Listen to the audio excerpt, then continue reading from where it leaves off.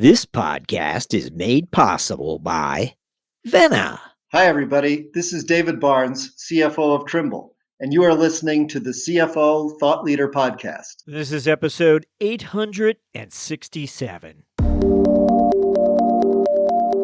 These economic times and the uncertainties that exist right now really do, I think, require kind of a short-term thinking. Especially for a company like ours. We're, as I said, we're just entering the phase of commercialization. We have to prioritize how we spend cash and how we make investments. I think a lot of finance professionals in particular tend to sit in their office and have this natural tendency to displace themselves from the rest of the organization. My advice is you just have much more impact if you are present and visible in the organization, and if the organization sees you as part of the team and not, separate and apart from the team. Hi, it's Jack. On today's show, we speak with Don Alvarez, CFO of Cyngn.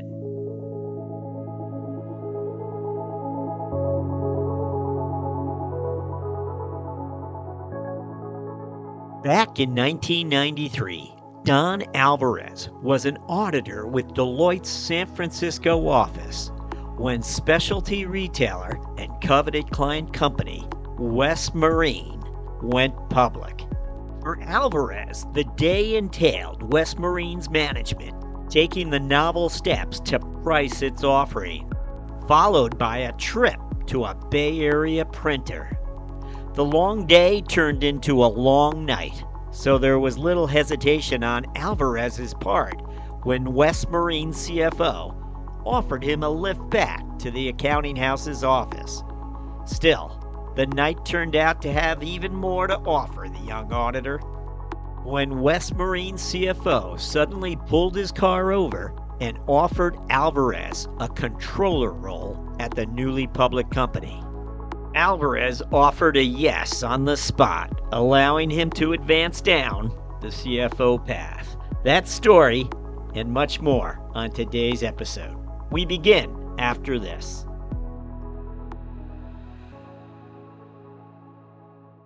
Managing multiple spreadsheets, disconnected data, numbers you just can't trust. Your finance team can't be the strategic partner your organization needs right now with obstacles like that getting in your way. Vena can change that. Vena brings people, processes, and systems together in a single collaborative analytical platform so you can drive connected business planning and better decision making. And it's the only native Excel complete planning platform built for Microsoft 365 with Power BI embedded. With Vena, your financial and operational data is always connected, and your teams are always armed with insights and time to focus on what matters most. So when the stakes are high and the margin for error low, plan with agility, plan with resilience, plan with Vena so you can be prepared for whatever comes next. Visit venasolutions.com/planningaces to learn more about how Vena will help you plan for anything.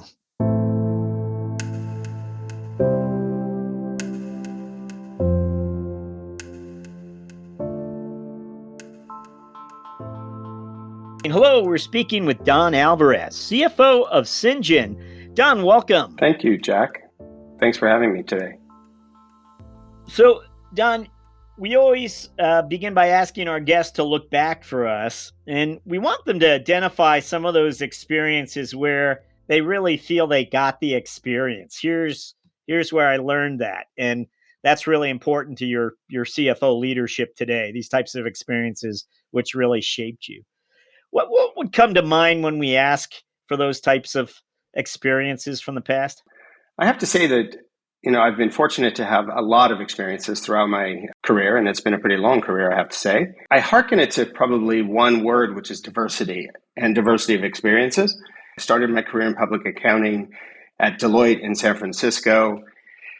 And one of the things that I really loved about that experience at Deloitte was the diverse exposure that I had at Deloitte. At Deloitte, I was exposed to just a number of different industries, for example, to healthcare, retail, manufacturing, not-for-profit. And through that, I learned what I gravitated towards. I grew up very humble beginnings. I didn't have, my parents were not professionals.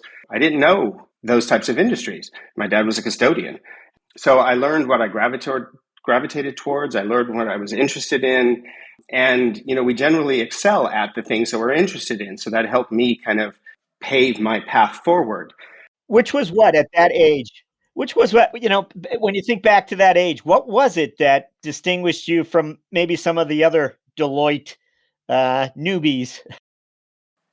That's actually an interesting question. And believe it or not, it was my humble beginnings. I was a part of a start group of, I don't know, there was probably like 15, 20 people. And, most of them had, parents with, degrees and, professional careers. And I didn't have that. And what really quite honestly set me apart was my eagerness to please. At that time, everybody was studying for the CPA exam.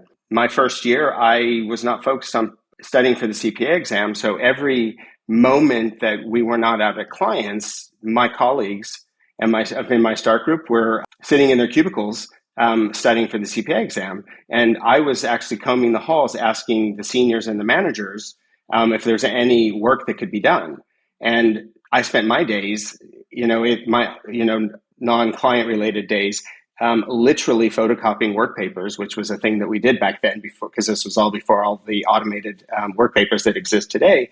And believe it or not, it really made my reputation in the office, because when it came to selecting, first year staff for audits, I got picked because I was considered kind of that eager beaver.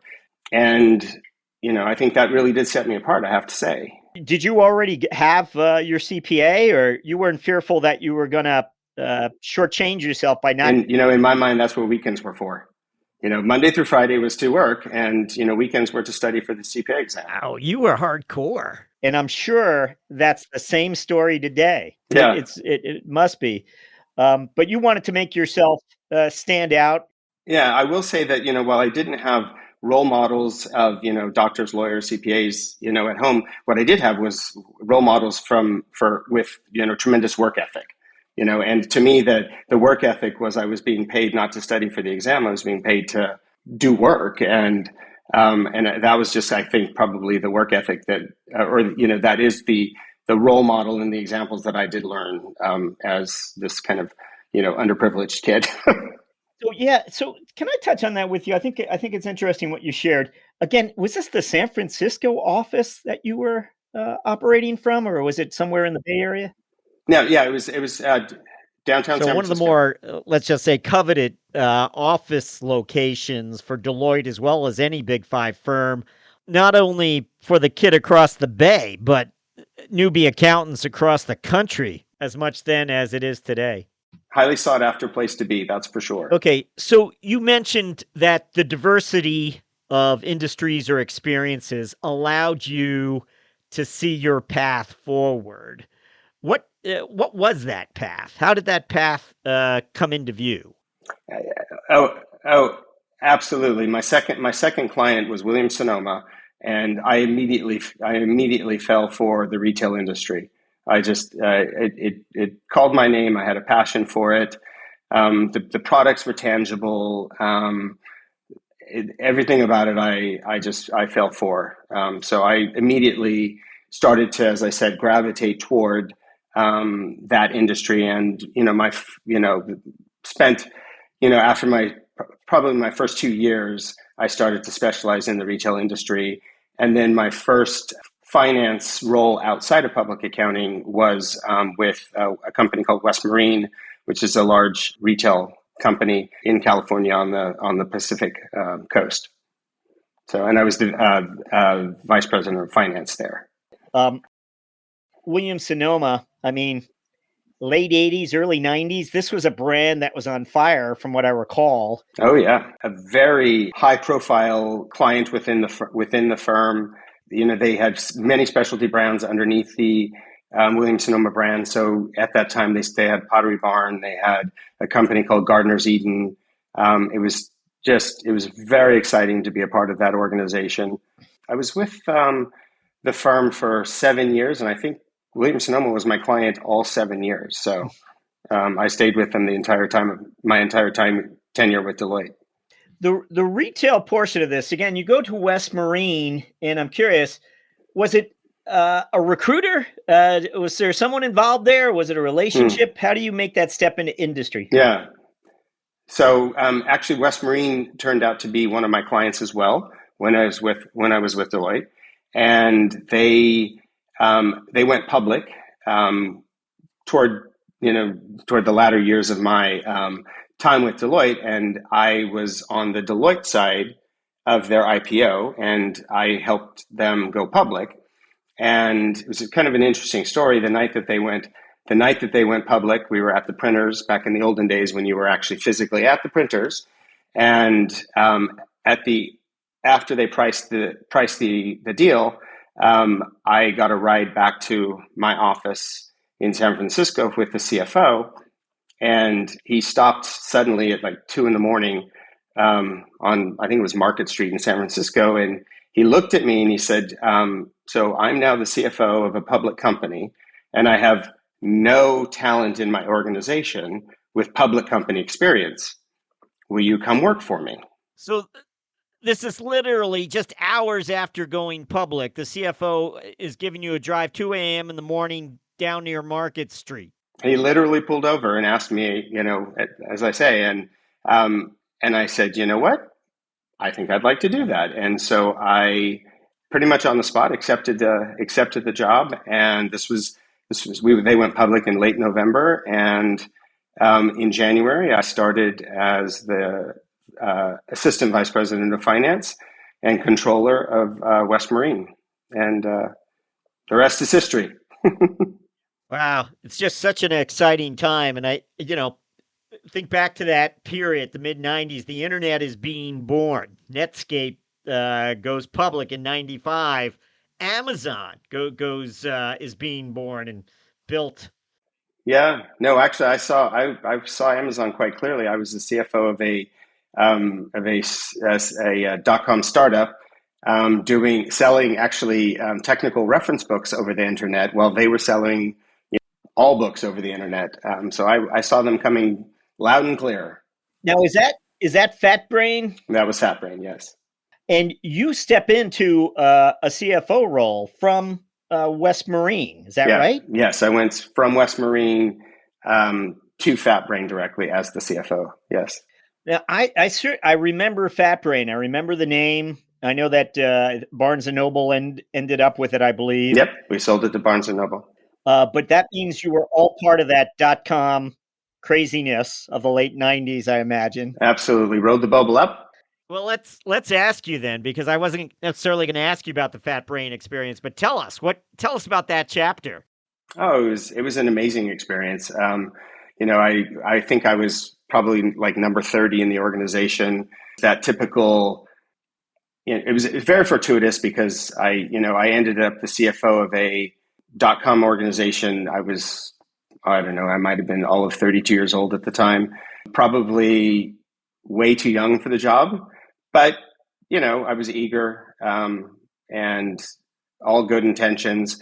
Followed my first rule of thumb, which is hire the best people you can possibly hire.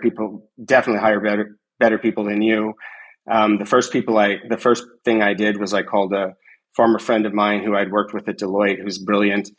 She was just graduating from Stanford with an MBA, convinced her that she didn't need to take this really great job that she was about to accept. And instead she needed to come and, work with me at this, this startup.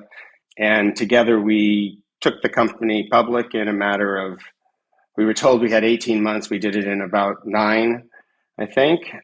It was back when you didn't have to make money and spending money was all you needed to do. And I can remember getting chastised by the venture capitalists because I was too prudent with money, getting a lecture on these are unprecedented times and all you have to do is spend.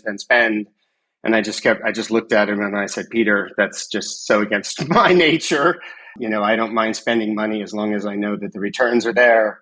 But it was an incredible ride. And as you pointed out, we ultimately ended up selling it to BarnesandNoble.com, actually, to their .com division. So pretty much full cycle.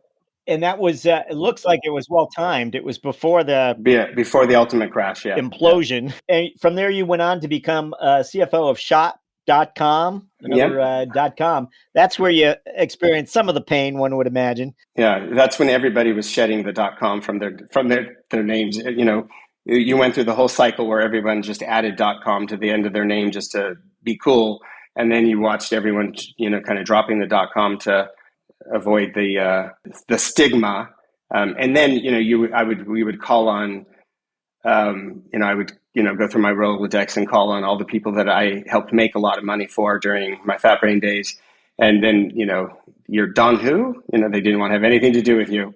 Very short memories, that's for sure.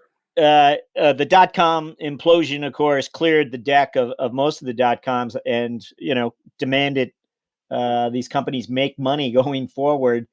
Where do you go then? What happens then? What's your next plan of action? I ended up at Shop.com, and at that time I was hired at Shop to basically do what I did at Fat Brain, which was to take them public, and it became very clear at that point in time that it was a very long horizon before they were going to go public, if they were ever going to go public, and so I was offered an opportunity by one of my former Deloitte colleagues, who had co-founded a large professional services firm. Well, not at the time, not a large professional services firm, but we grew it to a very large one.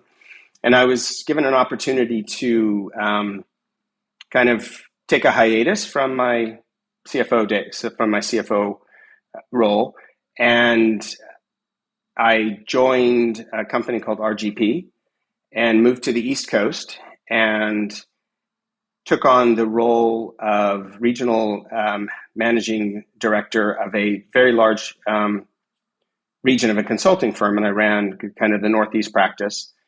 And it was I say that it's probably one of the most valuable things that I did for my CFO career, in that all of a sudden I had full P&L responsibility. I was responsible for sales and marketing, business development, HR, recruiting. I was responsible for the entire operation, with the exception of finance, because that was done centrally for the entire global firm. And it really gave me not just perspective on sales and business development and, marketing and HR and all those things, but it gave me empathy.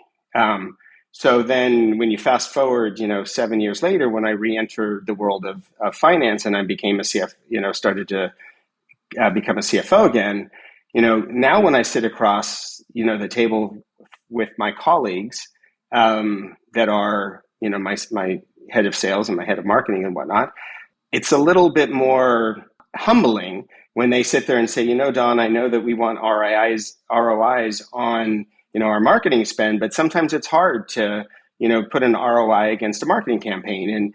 And having been told in my past, when I was responsible for marketing, to put an ROI against a campaign, I can empathize with, with these things.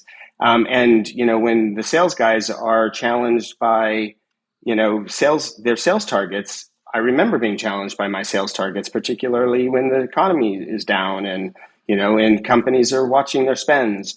And so I can be a little bit more creative. I can, be a little bit more strategic. I can offer ideas about, things that I tried when I was kind of in their shoes. Doesn't mean I don't still have the same expectations that we hit our targets. And I don't have the same expectations that, we get returns on the dollars that we spend. But again, I feel like I'm a more strategic business partner as a CFO than I would otherwise be if I hadn't had that experience. So I feel like it was a very beneficial move in my career. Well, from getting hired the night your client goes public to being CFO of FatBrain, which is sold to Barnes & Noble, to Shop.com, getting caught in the headwinds of the dot-com implosion, to this world of consulting. Your career is multi-textured and in every way exciting.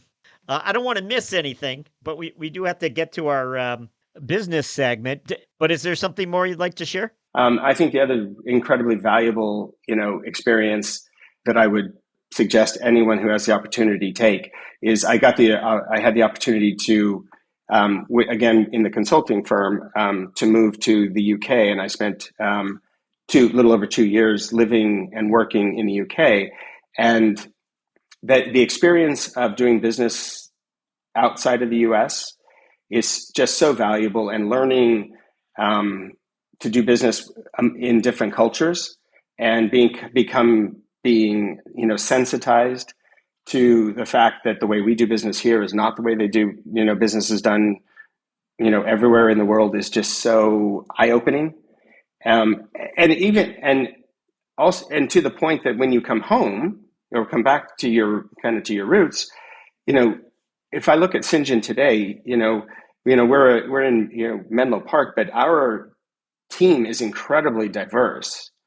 So having the sensitivity of the way other people think, because of the different cultures that they're from, makes for a much more effective working relationship, I think.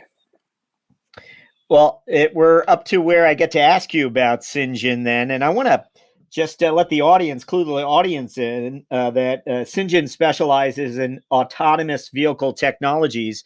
Quite a buzz, always intrigue around this sector. But let me just begin by having you explain to us, what is Syngent? What are its offerings, really? Yeah.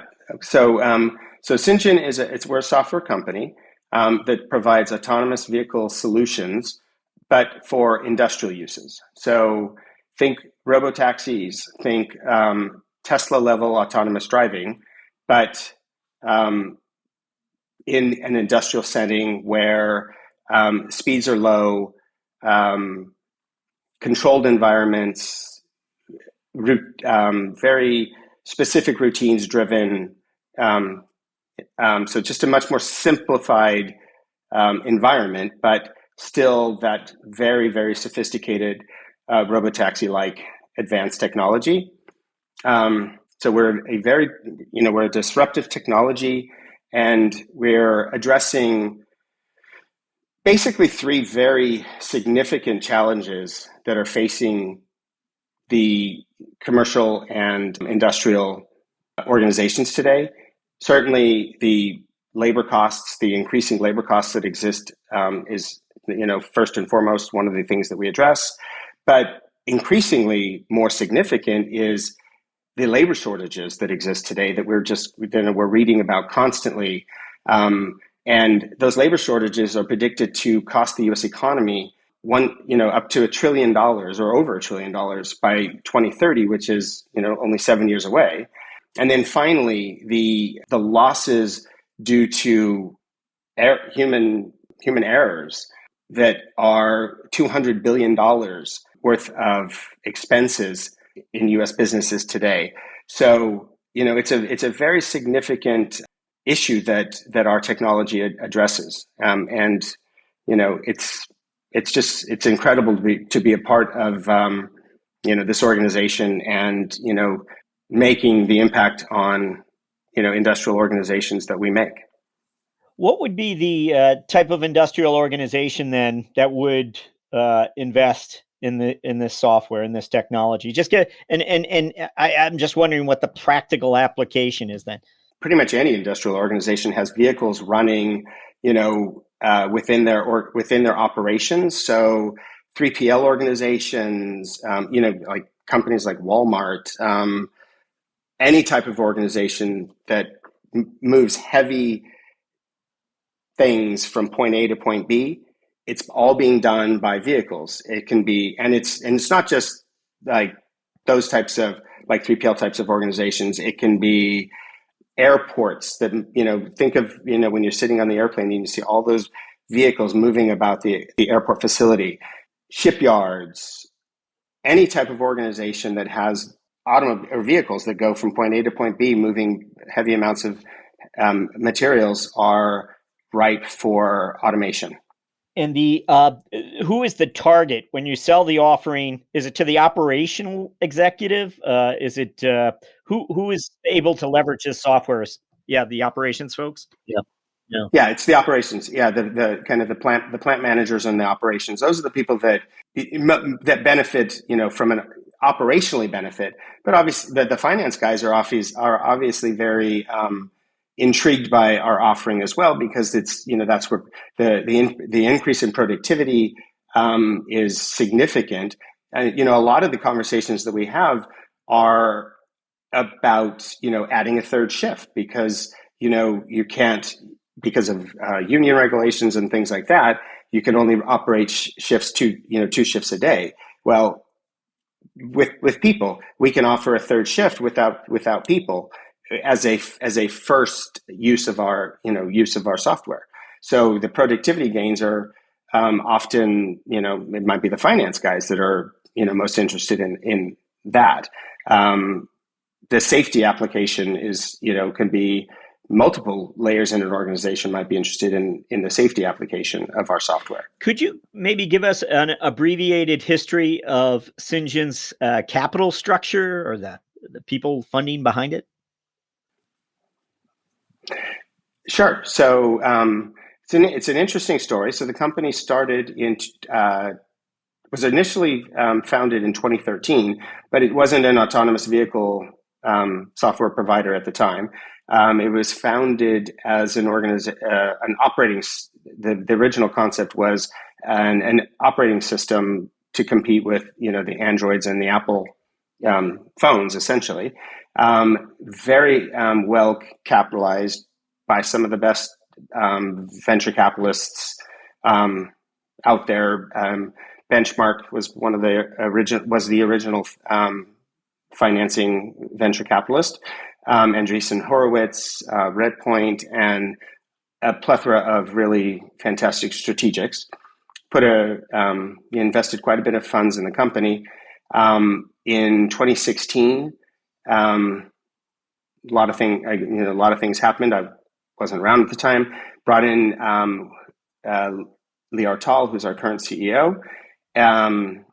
He basically did the analysis that indicated that the window had closed on the operating system, saw other opportunities for the organization, proposed to the board one of two things had to happen. Either they distributed the funds that currently remained, which were very significant, or they pivot the organization and invest the remaining funds into this new opportunity, which is the autonomous driving software.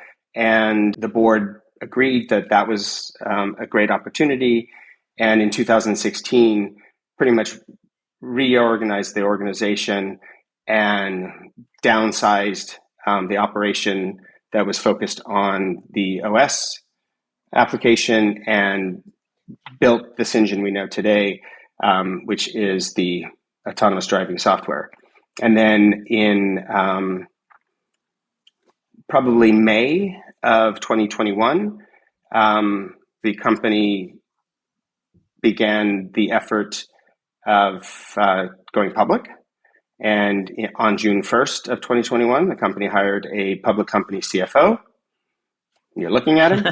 And in October of 2021, we went public on the NASDAQ. In the middle of COVID, no less. Yeah. When you joined the company then, your first 100 days, can you give us a sense of what you had to prioritize to get it in shape to go public? I mean, one imagines you might have made some key hires or added some visibility via technology to help you better report the numbers. Yes. Because of COVID, the company had, like most companies, had downsized a bit. I did, one of the first things I did, in fact, I did it before I even agreed to join the company. I've been around the block a few times. I knew that the process of taking the company public was a significant undertaking. I knew I couldn't do it alone. So I called one of my former colleagues who's in New York and said, I've got this opportunity. I'm seriously thinking about taking it, but I won't take it unless you agree to come with me. And he agreed. He said, if you take it, I'll go with you. And he started a week after I started. And we were pretty much the finance team at the time. Fortunately, it's not an overly complicated organization from a finance perspective. So we didn't need too terribly much more than that. We did have to invest in some systems. I wouldn't call it overwhelming. All right. Well, we always like to ask about the metrics that matter for the company and its performance. Now, this company is past pre-revenue. Are you still in the pre-revenue stage, or? No, actually, no. We are. Well, we are. Until now, we have been pre-revenue. So we are now entering the commercialization phase.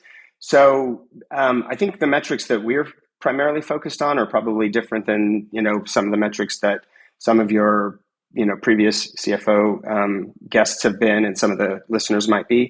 We are primarily focused on things that on the metrics around commercialization and revenue generation. So think things like pipeline, productization,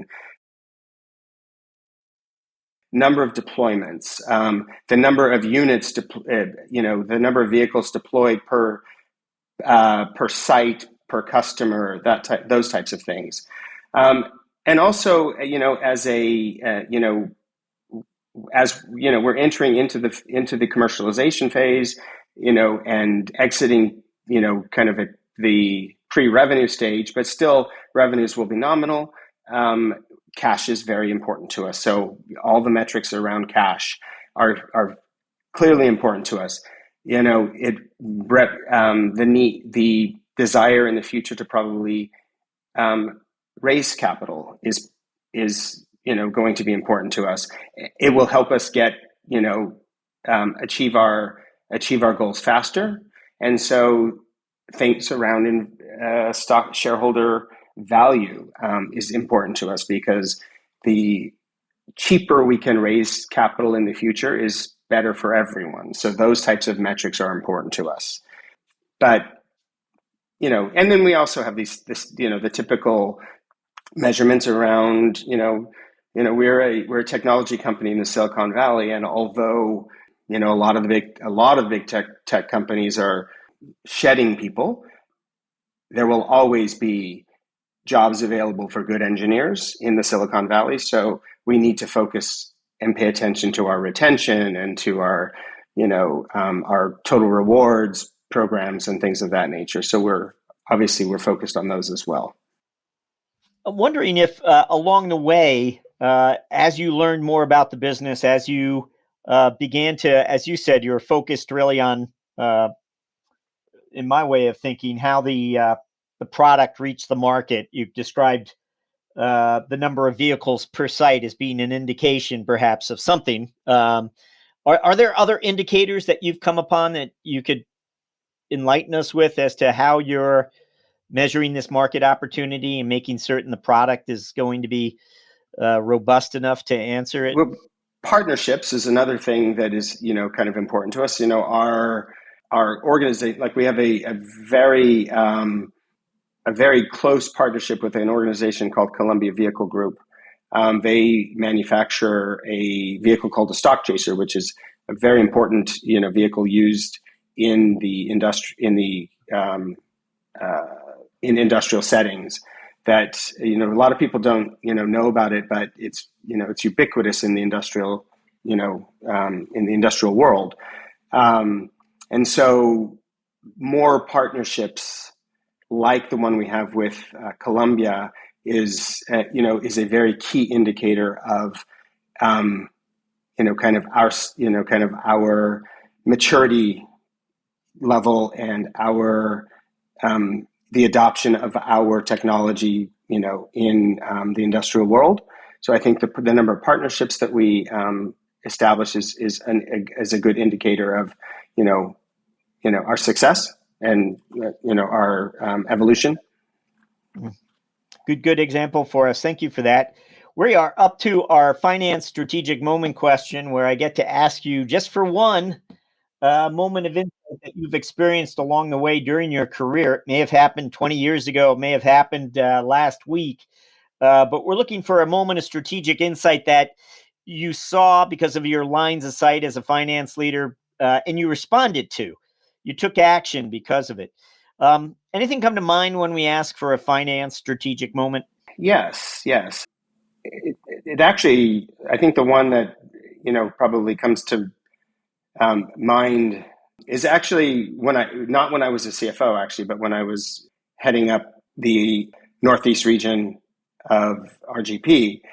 This was back when the Sarbanes-Oxley legislation had just been come out.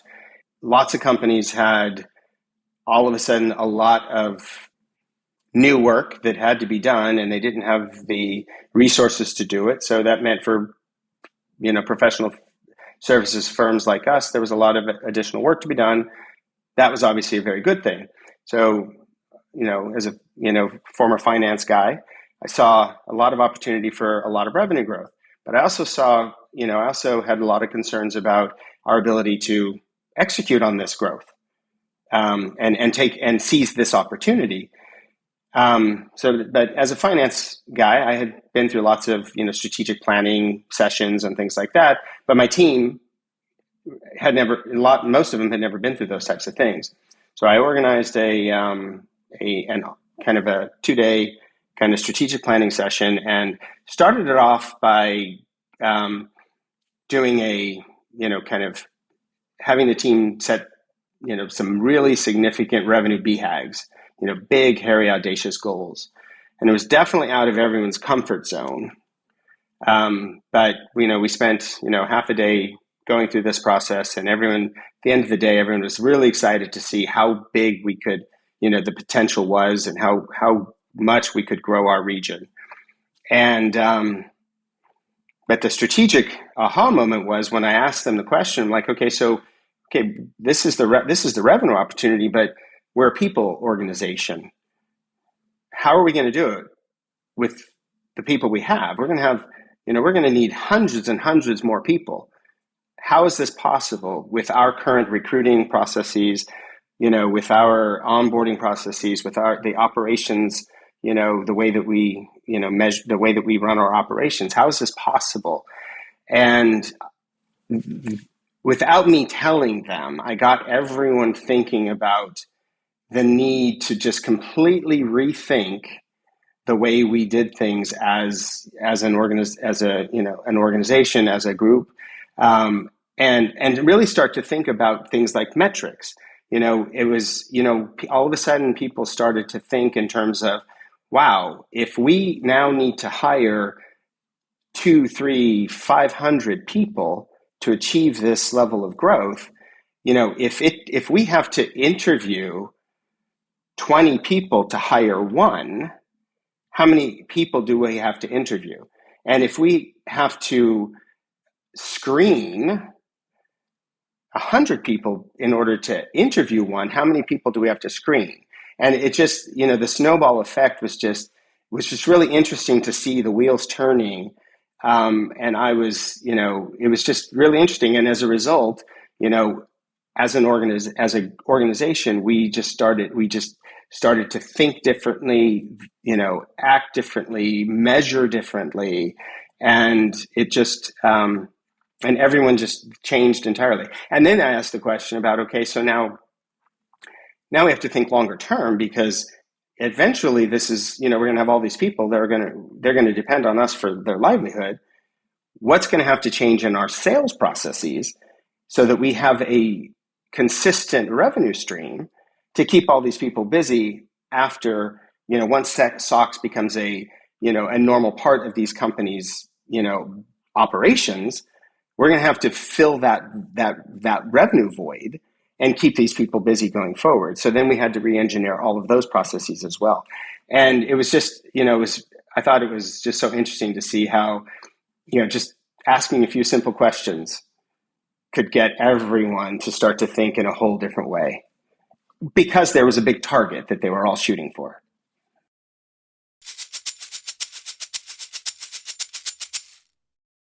Hi, it's Jack. I hope you're enjoying our talk with CFO Don Alvarez of Cyngn.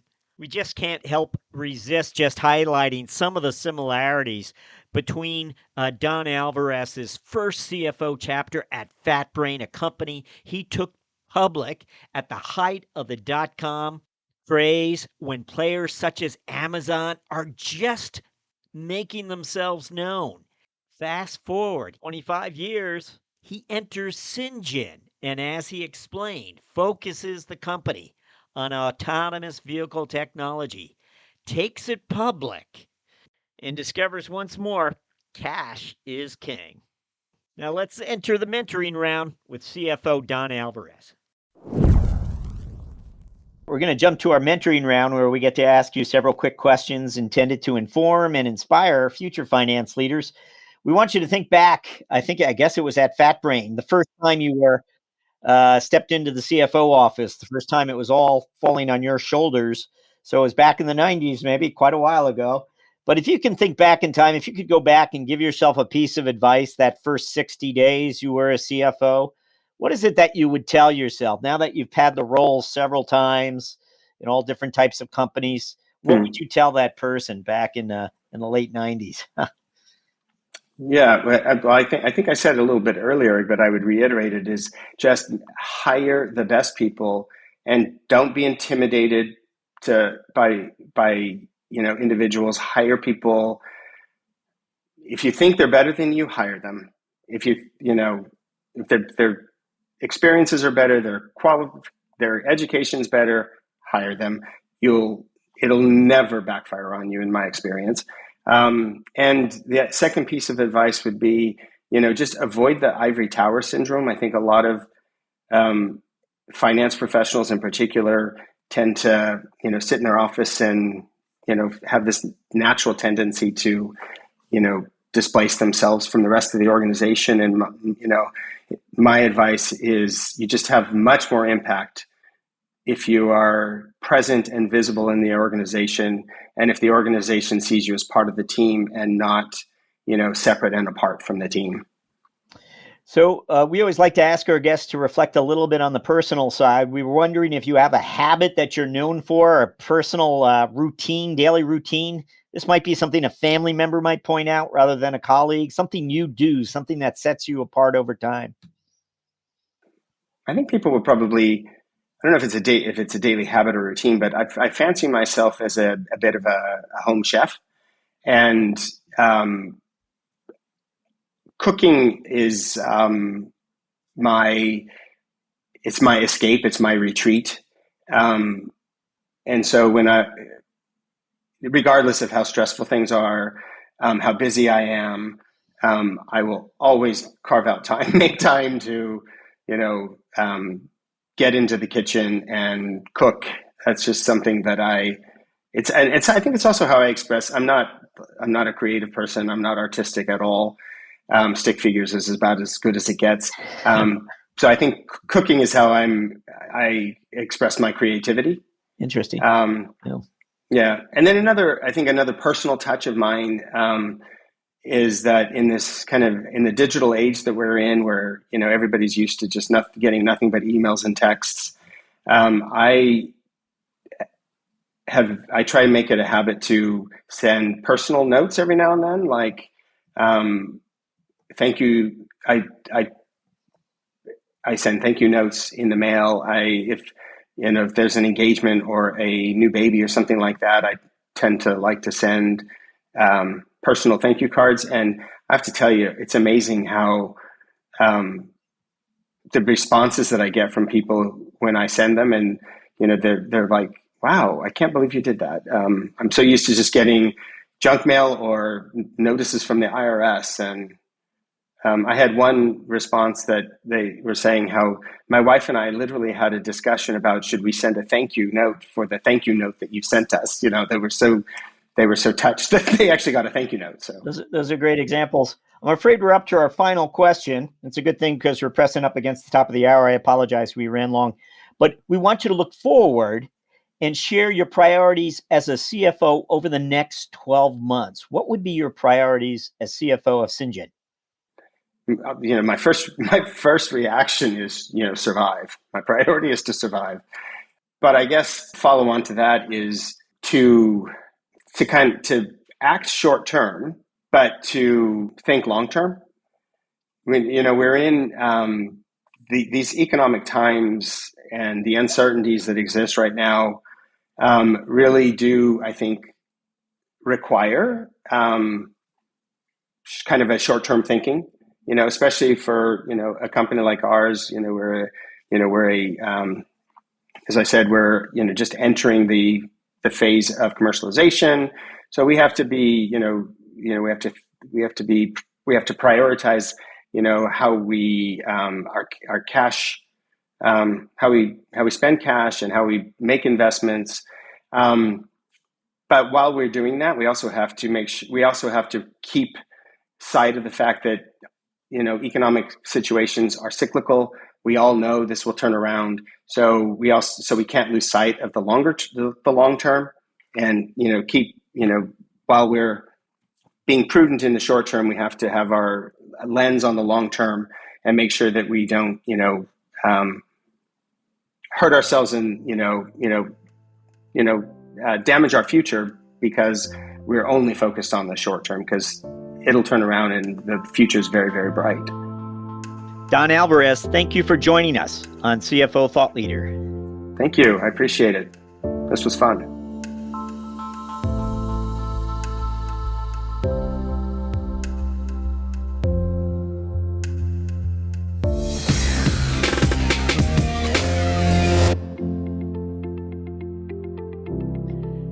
Hello, Thought Leader listeners. As you have perhaps already heard or even seen, we're now featuring the career lessons and moments of strategic insight shared by our CFO guests as Thought Leader videos. You can now find these videos on our blog at cfothoughtleader.com and, of course, our newsletters, but also on LinkedIn. If you haven't already, please go ahead and follow our CFO Thought Leader LinkedIn company page, and you'll be certain not to miss a single Thought Leader video debut. CFO Thought Leader, the #1 thought leadership platform exclusively for and by CFOs. As always, thank you for listening.